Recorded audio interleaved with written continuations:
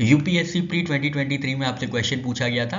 Consider the following statements. पहला statement था self help group was originally initiated by State Bank of India by providing micro credit to financially deprived. इसमें कहा गया है self help group की शुरुआत state Bank of India द्वारा की गई थी, जिन्होंने माइक्रो क्रेडिट, छोटा छोटा क्रेडिट प्रोवाइड किया था फाइनेंशियली डिप्राइव्ड सेक्शन को। स्टेटमेंट 2 में था in an self help group all members of a group take responsibility for a loan that an individual member takes। Second statement में बताया गया था कि सेल्फ हेल्प ग्रुप में क्या होता है, कोई एक मेंबर अगर लोन लेता है तो उसकी सारी जिम्मेदारी सारे मेंबर्स पे आ जाती है, तो सारे ग्रुप जो होते हैं रिस्पॉन्सिबिलिटी लेते हैं एक इंडिविजुअल लोन की।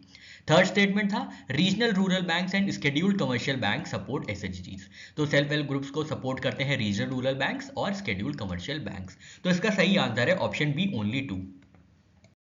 Statement 1 is incorrect because in India, the concept of SHG was developed in 1970 by Ela Ben Bhatt, who was founder of SEWA, that is Self-Employed Women Association। तो 1970 में ईला Ben Bhatt ने सेवा का establishment किया था, जिसका full form है self employed women association, जो कि बाद में जाके सेल्फ हेल्प ग्रुप के नाम से डेवलप हुआ था। तो स्टेटमेंट 1 इज रॉन्ग।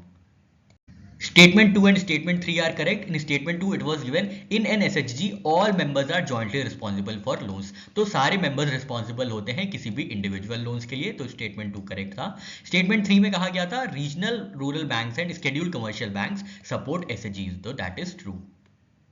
एसएचजीज के इवोल्यूशन की बात करें तो प्री 1970s में इनफॉर्मल एसएचजीज हुआ करते थे। 1972 में सेवा को फॉर्म किया गया था और फिर मिड 1980s में Mysore resettlement and area development agency की शुरुआत की गई थी, जो कि इनिशिएट किया था सेल्फ हेल्प ग्रुप को एज माइक्रो फाइनेंस स्ट्रैटेजी।